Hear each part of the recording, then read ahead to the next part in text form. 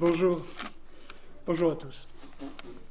Comme l'a dit Michael, ce ne sont pas des personnes parfaites qui sont appelées à servir dans l'Église.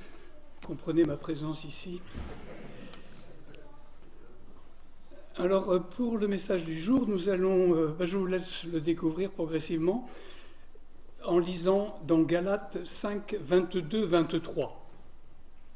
Mais le fruit de l'esprit est l'amour, la joie, la paix, la patience, la bonté, la bienveillance, la foi, la douceur et la maîtrise de soi. Ce fruit de l'esprit est multifacette. Il est un tout et chaque composante a beaucoup de valeur et vient nourrir notre chemin avec et vers le Seigneur. Et aujourd'hui, nous abordons un aspect important et malheureusement d'actualité. Elle est comme un silence masqué par tous les bruits. Elle est une évidence qui éclaire nos nuits. Au fond de nos consciences, c'est le rêve de nos vies. Un nuage de violence vient briser nos envies. Pourtant, le but ultime que nos cœurs espéraient, ce désir si intime, c'est pouvoir vivre en paix. La paix. Quand on pense à la paix, on imagine avant tout l'absence de conflit, de guerre, de violence dans le monde. Nous sommes tellement confrontés à des situations gravissimes. Et quand j'avais pensé à ce message il y a des mois, on n'avait pas programmé la date tout de suite. Et elle a été décidée il y a quelque temps. Je ne savais pas que 2 jours avant, une guerre éclaterait entre l'Afghanistan et le Pakistan. Je ne savais pas qu'un jour avant, hier, les Américains déclareraient une guerre avec les Israéliens contre l'Iran. C'est troublant, mais le Seigneur l'a décidé ainsi. Les peuples aspirent à la paix pour vivre en sécurité et en harmonie avec les autres nations. Nous sommes tous d'accord là-dessus. Cette paix entre les nations ne dépend pas de nous, en apparence. Nous nous sentons impuissants, frustrés. Ça semble inaccessible, cette paix.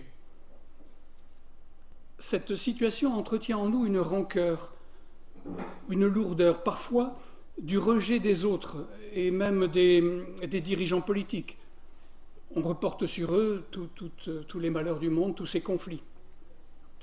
En fait, les autres nous apparaissent comme responsables de cette situation de violence.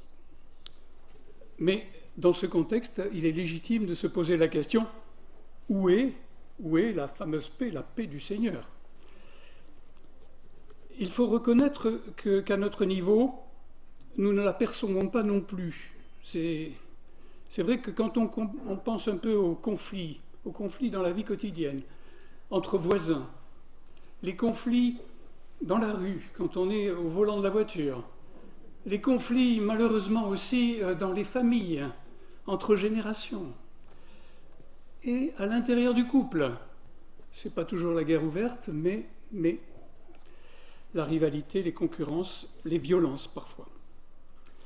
Nous lisons dans Jean 14, 27, « Je vous laisse la paix, je vous donne ma paix. Je ne vous donne pas comme le monde donne, que votre cœur ne se trouble point et ne s'alarme point. »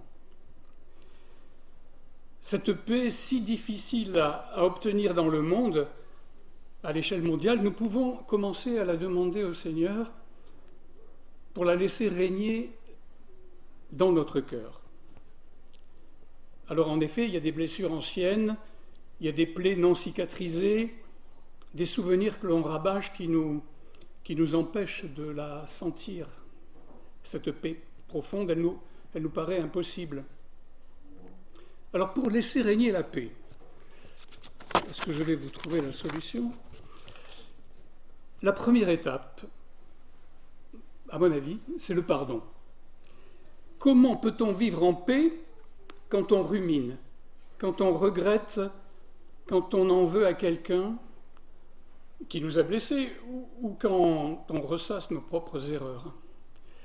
Il va falloir reconnaître ces blessures, identifier ces blessures, s'en détacher.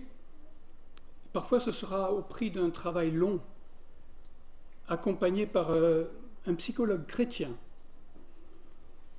Parfois, nous devrons en passer par des rencontres avec les personnes qui nous ont blessés ou à qui on a fait du mal.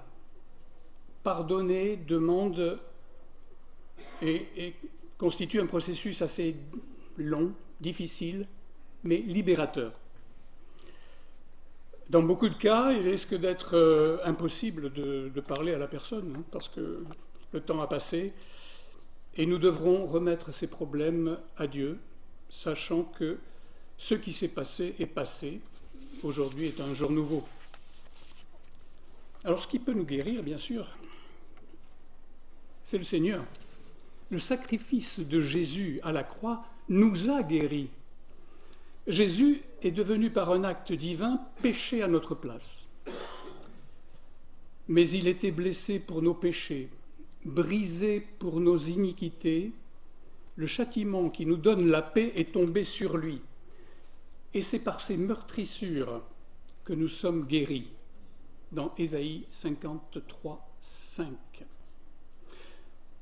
C'est vraiment la première étape, accepter Jésus comme notre Sauveur, voir en lui le Rédempteur qui, par sa crucifixion, a racheté le genre humain et nous a sauvés de la mort éternelle. Alors un autre aspect important concerne la paix intérieure, qui dépend en grande partie de notre perception du monde et de notre tournure d'esprit. En fait, il faut aller chercher dans le cœur des hommes les raisons de ces combats qui ont tant de répercussions sur notre bien-être et sur notre vie relationnelle. En fait, on est à la recherche d'une harmonie, d'une cohérence, pour que la paix s'installe en nous. Comment la ressentir, comment la vivre? Alors pour cela, nous allons devoir changer de paradigme. C'est un joli mot. Ce changement de paradigme correspond à une modification profonde de notre façon de penser, d'agir et de percevoir le monde. Nous allons changer notre vision. Ne plus attendre que la paix s'installe dans le monde et entre les nations, mais nous allons la laisser régner en nous. Laisser la paix du Seigneur nous envahir, nous remplir, pour pouvoir la diffuser à notre tour. Alors c'est la théorie que je nomme la théorie de la coquille d'escargot. C'est curieux ça, vous allez en baver. Hein. Je n'osais pas la faire, mais la forme spiralée de cette coquille d'escargot évoque bien le processus que nous allons mettre en action. Cela commence par une forme d'infusion. La paix du Seigneur se répand en nous. Nous la laissons nous emplir, nous submerger, nous combler. C'est l'infusion. L'infusion. Alors pour cela, nous avons quelque chose à faire d'important. Nous allons vider notre cœur de nos rancœurs, des souvenirs négatifs que nous ruminons. Nous l'avons vu tout à l'heure. Ça peut être des péchés, bien sûr. Il y a plein de choses qui nous encombrent. Ce qui nous a blessés et qui occupe beaucoup de place dans nos pensées. En fait, c'est comme un brouillard, ça obscurcit notre vision. Alors nous allons faire de la place. Alors ça, vous avez l'habitude. Vous faites de la place dans votre téléphone, dans votre ordinateur. On vide un peu tout ce qui nous encombre. Mais là, on va essayer de faire la même chose. Nous allons faire du vide pour laisser la place à la paix divine. Et ça ce n'est pas un état ponctuel pour quelques instants. Ce sentiment va s'installer. C'est une libération profonde. Alors tout change. Notre regard sur le monde, sur les autres, et le regard des autres sur nous-mêmes va changer. Donc nous sommes au départ, vous savez, le centre de la coquille d'escargot, ce point central où le Seigneur vient installer sa paix. Il vient mettre sa paix dans notre cœur.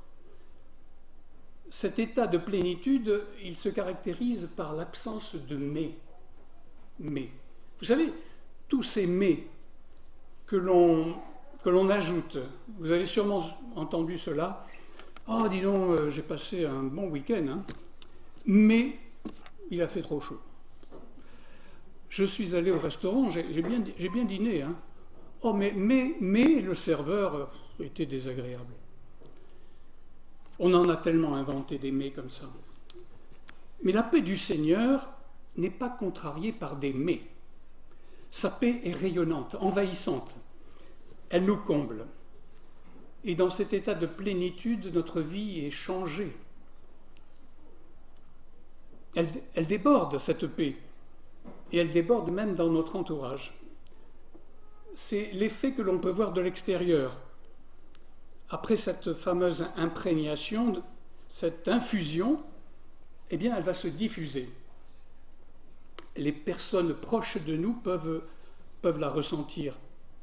C'est ce fameux effet spiralé de la coquille d'escargot. On était au centre. Eh bien, la paix, au centre, elle a infusé et après elle se diffuse. Et la spirale s'agrandit. Je suis en paix, je suis donc dans la douceur, la patience, la bienveillance, toutes les dimensions du fruit de l'esprit que nous avons évoquées, avec à son centre l'amour.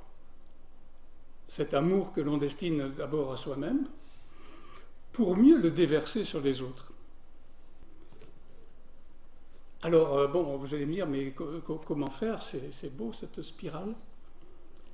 En fait, nous avons tous des aspirations, des projets, des rêves qui nous habitent. Alors ça peut être le désir de voyager, le désir de s'exprimer de manière artistique, de faire de la poterie, de jouer de la musique. Mais nous avons des aspirations plus sociales. On pense aux autres, des aspirations à caractère humanitaire, écologique. C'est ancré en nous. Ça nous vient du cœur, mais à mon avis, ça vient de plus haut. Elles ont pour moteur le désir de servir, d'être utile, d'intervenir à son niveau pour améliorer les choses autour de nous. Et c'est d'autant plus sensible que l'on se tourne vers Dieu. En effet, le Seigneur révèle à la fois les aspirations profondes qui ont pour direction l'autre, l'amour de notre prochain, le respect de la vie, mais ce qui est formidable, c'est qu'il nous dote aussi des ressources. Donc, on ressent en soi ses désirs, ses projets, et on reçoit les dons pour les mettre en action, pour passer à l'acte. Donc, la présence de Dieu en nous révèle et met à jour les ressources, les désirs, qui en fait ne demandent qu'à s'épanouir. Et tout est là, c'est à l'état latent. Ça n'attend qu'une chose, que ça se révèle, que ça se mette en action. Alors bien sûr, il y a des obstacles dans la vie quotidienne, parce que la vie quotidienne et les contraintes sont pas mal d'obstacles. Il y a les impératifs du travail. Ça nous empêche souvent de passer à l'acte. Et c'est là qu'il y a conflit intérieur. On a ces belles aspirations, le Seigneur a mis tout ça dans notre cœur, il nous a doté des moyens, mais on ne passe pas à l'acte. Et ça nous éloigne de quoi? De la paix. Cette paix si indispensable, cette paix du cœur qui va nous permettre de nous épanouir et d'être aussi dans un bien-être. En fait, nous savons ce que nous devrions faire, mais nous ne le faisons pas. Et on en souffre. Nous sommes en décalage. Notre vie ne correspond pas à ce que nous voudrions qu'elle soit. Alors, qu'est-ce qu'on fait? On s'emballe, on compense, on va devenir très productif. On va trouver de nombreuses raisons de ne pas faire ce que le cœur nous commande. C'est la réussite sociale, la recherche de la réussite. la consommation à outrance, la course effrénée au toujours plus. Ça peut être aussi le défoulement dans des soirées bien arrosées, des pratiques sportives extrêmes, la recherche de sensations en tout genre. C'est ainsi que l'on compense. Et oui, on compense ce mal-être intérieur, ce manque d'épanouissement profond. Nous lisons dans Romains 7, 19, « Car je ne fais pas le bien que je veux, mais je fais le mal que je ne veux pas. » Ce combat intérieur décrit une lutte entre son esprit qui veut obéir à Dieu et sa chair qui est influencée par le péché. C'est l'impuissance humaine. Alors dans ce verset, il reconnaît que malgré sa volonté de faire le bien, il se retrouve à faire le mal qu'il ne veut pas. Et ce passage prépare la transition vers Romains 8, où Paul montre la solution à ce dilemme, qui est la vie par l'Esprit et la grâce de Dieu. Ceux qui marchent selon l'Esprit ne sont plus esclaves du péché, mais enfants de Dieu. Alors c'est vrai que quand on vit dans le péché, on cherche à satisfaire ses propres désirs sans se soucier des autres. On refuse de pardonner. Nos pratiques sont contraires aux principes de Dieu. Nous sommes insatisfaits, anxieux, malgré les plaisirs du monde. Quand on vit selon l'Esprit de Dieu, on cherche à aimer les autres, on est capable de pardonner, nos valeurs morales sont solides, nous ne sommes pas esclaves des désirs et nous avons cette paix intérieure. Alors par exemple, on va essayer de revenir dans le concret, dans le quotidien. Je voudrais manger sain et équilibré. Je voudrais lire chaque jour pour stimuler mon cerveau, faire de l'exercice physique pour être en forme, m'impliquer dans des actions humanitaires, aider mon prochain. Mais en réalité, qu'est-ce que je fais? Je me laisse tenter par la malbouffe, je flemmarde au lieu de stimuler mes capacités intellectuelles et physiques. Je m'occupe surtout de moi-même sans faire quoi que ce soit pour autrui. Je caricature, j'exagère, mais on n'est pas loin à certains moments. Quand l'Esprit Saint nous envahit, on laisse plus de place au Seigneur, ce qui déclenche le passage à l'acte. On n'est plus dans l'égoïsme et la satisfaction de nos désirs personnels. Notre épanouissement s'accomplit dans l'engagement auprès du Seigneur et souvent au service des autres. C'est un peu comme si on accordait toutes les notes de notre instrument intérieur pour que ça sonne juste, que ce soit harmonieux. En fait, on entre en cohérence avec soi-même, et c'est épanouissant. Je vais prendre un exemple personnel. Je me souviens du changement radical que j'ai senti au cours et après ma conversion. Avant, j'étais constamment perturbé par une forme de mal-être intérieur par rapport aux injustices du monde. La pauvreté, la malnutrition des enfants. En fait, je revendiquais, je m'indignais, je critiquais les gouvernements, les nantis. En fait, je reportais toutes ces injustices sur les autres. Quand le Seigneur est entré dans ma vie, l'Esprit Saint dans mon cœur, je n'ai eu de cesse que de faire ma part, trouver un engagement à ma mesure et tenter d'utiliser mes dons pour aider notamment les enfants démunis. Le Seigneur m'a ouvert des portes. Très rapidement, dans mon domaine du sport et de l'animation, j'ai eu l'opportunité de m'engager dans des projets à caractère sportif et humanitaire. Ils étaient là. Que s'est-il passé en moi? J'étais un peu plus en harmonie entre le vouloir et le faire. Et dans ce cas-là, non seulement je peux devenir utile aux autres, mais on fait la paix avec soi-même dans ces situations-là.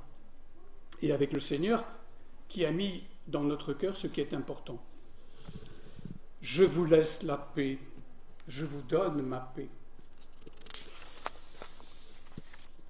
Le chrétien peut se considérer profondément en paix avec Dieu du fait de cette réconciliation avec Christ en croix.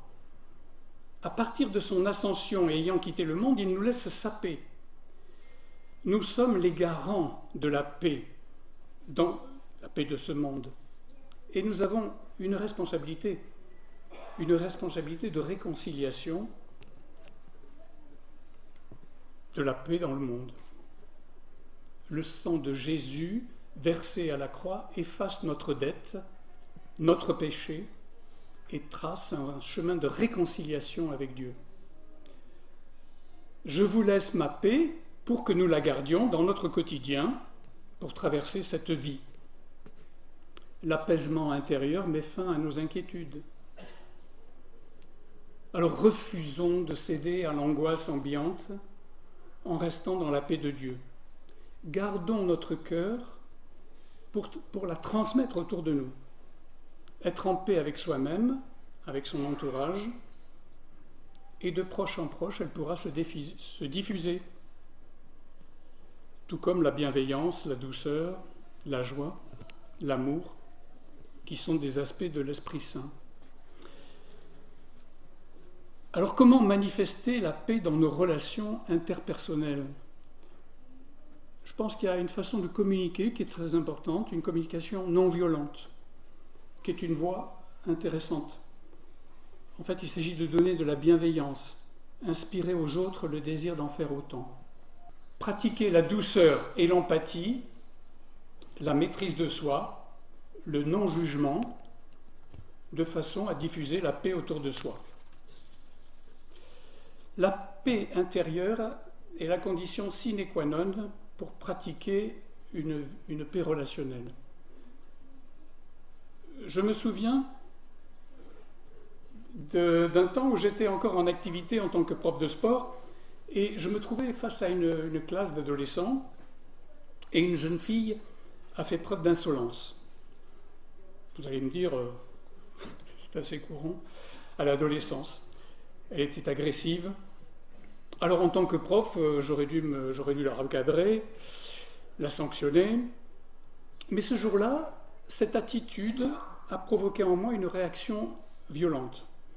Je me suis emporté et je l'ai fortement réprimandée devant tous ses camarades. J'ai haussé le ton.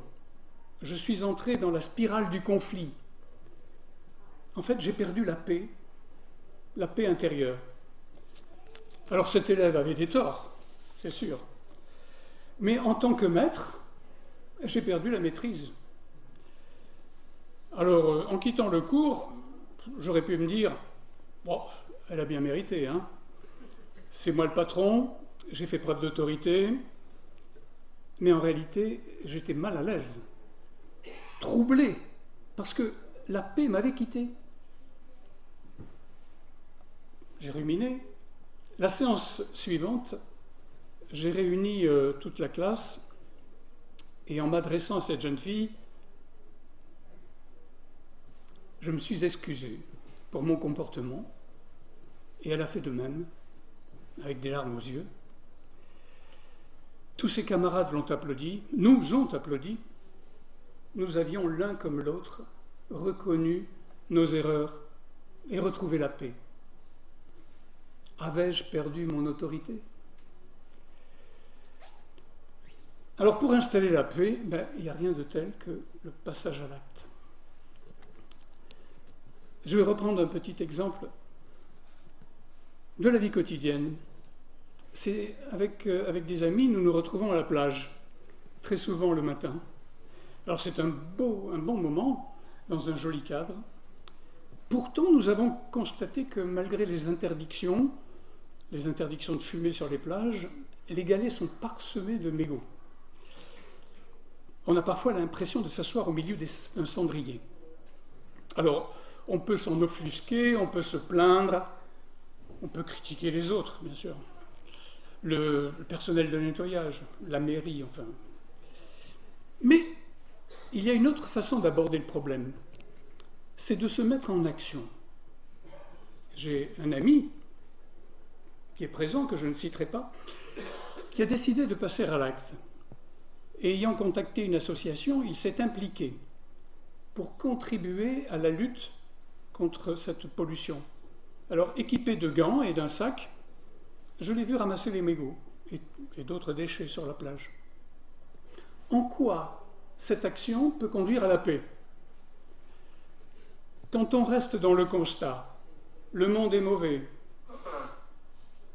ça ne va pas, je suis impuissant face au mal, je ne suis pas en paix ni avec les autres ni avec moi-même.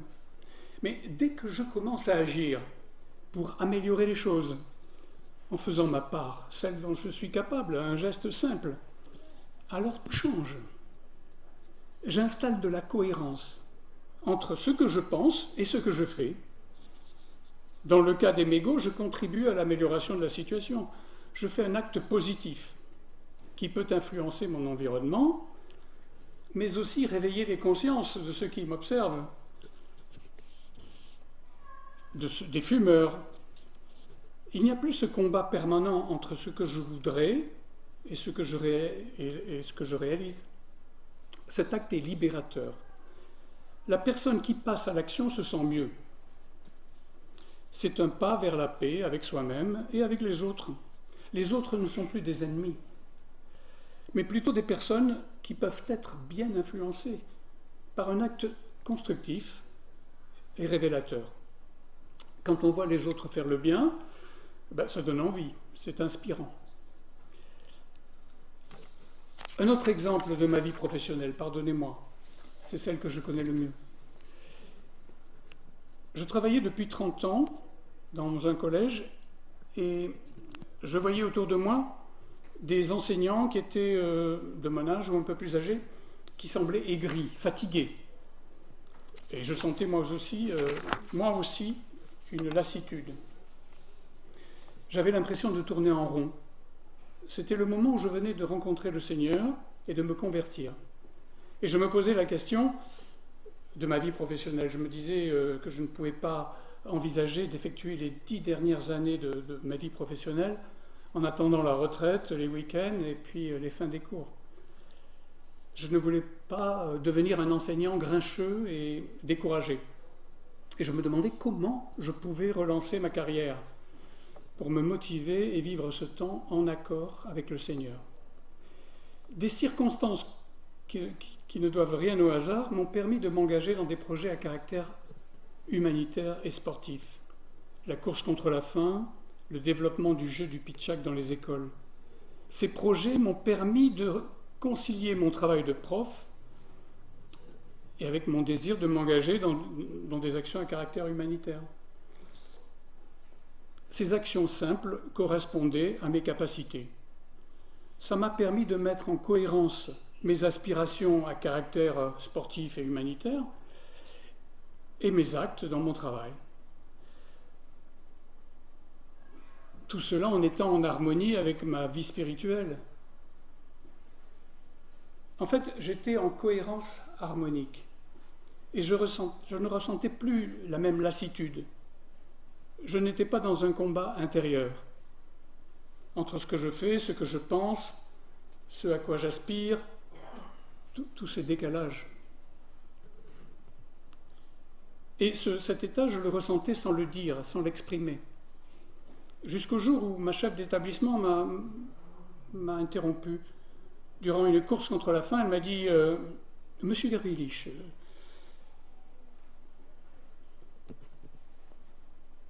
vous êtes heureux ?» Ce n'était pas une question, c'était un constat. Et je me suis arrêté et je me suis dit « Mais effectivement, c'est ma réalité. » Et je lui ai confirmé que j'étais heureux dans cet acte. Heureux pour un instant, mais heureux pour l'éternité.